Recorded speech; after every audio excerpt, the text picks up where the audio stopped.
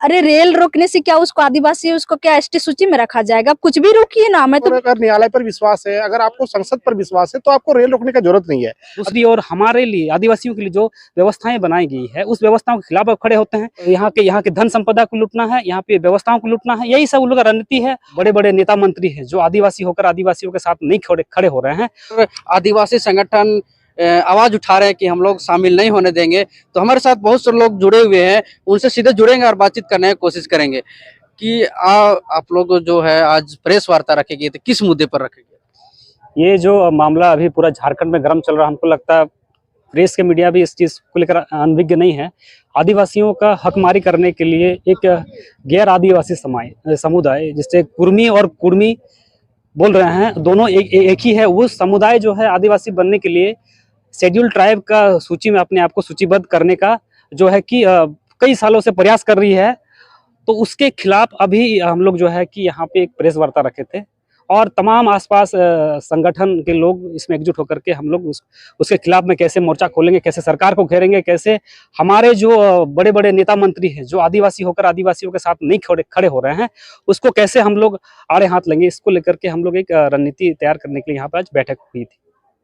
क्या कहेंगे इस तरह से आदिवासी में लोग हावी होते जा रहे हैं? देखिए, मैं बताना चाहता हूँ कि झारखंड से सटे कुछ स्टेट हैं, आपका मध्य प्रदेश, यूपी में भी कुछ स्टेट है जहाँ पे आदिवासियों को इस तरह से टॉर्चर किया जाता है जो हमको लगता है जिसको आप देखिएगा ना तो मानवता को शर्मसार करेगा। वैसे जगहों पर क्यों नहीं आवाज आती है कि वहाँ लोगों को आदिवासी बनाया जाए, शेड्यूल ट्राइब में उसको सूचीबद्ध किया जाए। वहां पर इनको जाकर के मांग करना चाहिए। वहां पे जनसंख्या कम है, वहां जाए, वहां पे आदिवासियों की संख्या बढ़ाए, वहां पे लोगों को सपोर्ट भी मिलेगा और आपको भी सपोर्ट मिलेगा। यहाँ झारखंड एक शांत प्रिय जगह है जहां पर हमारे आदिवासी कौम के लोग एक पीढ़ी दर पीढ़ी से यहाँ पर रह रहे हैं, यहाँ पर निवास कर रहे हैं, जंगल को काट करके जो है खुदकट्टीदार बने और ये सब चीजें उनसे देखा नहीं जा रहा है। वो लोग यहाँ पे राज करना चाहते हैं, इसीलिए इस तरह का षड्यंत्र कर रहे हैं ताकि उससे यहाँ के धन संपदा को लूटना है, यहाँ पे व्यवस्थाओं को लूटना है, यही सब उन लोगों का रणनीति है।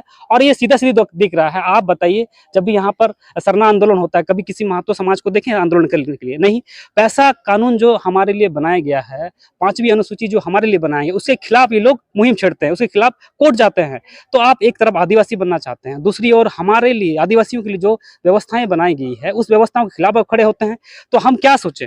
हम तो ये कॉमन बात है कि कल दिन आप अगर आ जाइएगा तब तो हमारा सिस्टम खराब कर दीजिएगा, हमें तो हमको लगता है झारखंड से अलग कर दीजिएगा।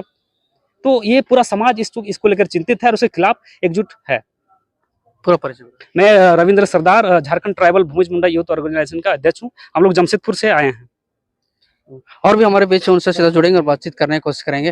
तो देख सकते हैं कि आज काफी दूर दूर से भी पहुंचे हुए हैं जो भी कुर्मी लोग हैं जो एसटी में शामिल होना चाहते हैं।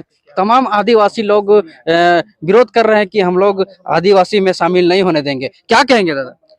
सबसे पहले आपके तमाम चैनल को देखने वाले तमाम दर्शकों को मेरे झारखंडी जोहार।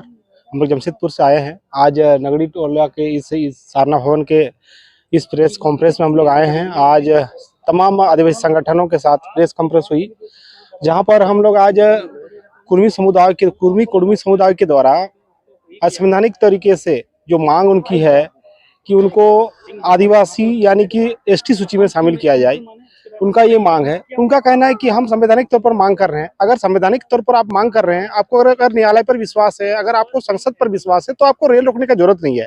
अभी ये लोग 20 तारीख को रेल रोकने की बात कर रहे हैं, तो ये असंवैधानिक काम क्यों? अगर आपको संविधान पर अगर उतना विश्वास नहीं है तभी आप ये कर रहे हैं। आपको न्यायालय पर विश्वास रखना चाहिए, आपको संसद पर विश्वास रखना चाहिए। अगर आपको ये सारी करने की नौबत आ रही है, यानी कि असंवैधानिक तरीके से आप रेल रोकने का काम कर रहे हैं, सरकार के राजस्व को क्षति करने का काम कर रहे हैं, फिर अगर आदिवासी समाज आपके खिलाफ नहीं, सरकार के खिलाफ अगर मुहिम छेड़ना चाहते हैं कि अगर उनको आदिवासी बनाया जाएगा तो हम भी इस तरह का काम कर सकते हैं, अगर ये आदिवासी समाज कर रहे हैं तो आपको पेट में दर्द नहीं होना चाहिए। उस तरफ 20 तारीख को जो रेल रोको का लोग आंदोलन करेंगे, कितना प्रभावित हो, कितना नुकसान हो, क्या? निश्चित तौर पर आप सभी मीडिया कर्मी, पूरा प्रदेश के लोग ने देखा है, झारखंड और बंगाल और उड़ीसा के लोगों ने भी देखा है जिस तरह से राजस्व की क्षति हुई थी। इससे पहले भी उन्होंने रेल रोका और डर छिका का काम किया है, उसमें राजस्व की क्षति हुई। कहीं ना कहीं ऐसा ऐसा एहसास होता है, ऐसा प्रतीत होता है कि केंद्र सरकार भी कहीं ना कहीं इसमें उनको सहयोग कर रहे हैं। ये निश्चित तौर पर आदिवासी समाज के लिए काफी दुखद बात है। और हो ना हो, एक तरफ से अगर कुर्मी को किसी तरह से कुर्मी लोग अगर किसी तरह से आदिवासी बन जाते हैं तो आदिवासियों का जो मूल आदिवासी है उनका संवैधानिक जो अधिकार है, उनका जो राजनीति में हिस्सेदारी है, उनका जो नौकरी पेशा में हिस्सेदारी है, उन्हीं सारे चीजों में रिजर्वेशन पे उनका खास नजर है। ये क्लियर है। परिचय पूरा बता दीजिए। हम लोग जमशेदपुर से आए हैं, रविंद्रनाथ सिंह सरदार मेरा नाम है, जमशेदपुर से आए हैं और भूमि मुंडा युवा संगठन के सक्रिय सदस्य हैं। तो रविंद्र जी साफ तौर से कह रहे हैं कि अगर आदिवासी में अगर शामिल हो जाते हैं तो हम लोग को जितने भी आरक्षण है जो भी है तो उसमें हम लोग को क्या कहेंगे, जो कुर्मी लोग आदिवासी में पूरा जोर दे रहे हैं शामिल होने के लिए। जोर देने से, शामिल करने से क्या हो जाएगा? जब उन लोग कभी इतिहास में कभी आदिवासी रहा ही नहीं तो उन लोग को क्या रोलर, हवाई जहाज, ऑक्सीजन आ रही, यहाँ पे हवा पानी रोक देने से क्या उसको आदिवासी का दर्जा मिल जाएगा? क्या एसटी का उसका सूची में उसको ऐड कर दिया जाएगा? बिल्कुल नहीं। ना कल थे, ना आज, ना हमेशा, कभी नहीं रहेंगे। रेल रोको का भी वो लोग आंदोलन करने वाले हैं। अरे रेल रोकने से क्या उसको आदिवासी, उसको क्या एसटी सूची में रखा जाएगा? कुछ भी रोकिए ना।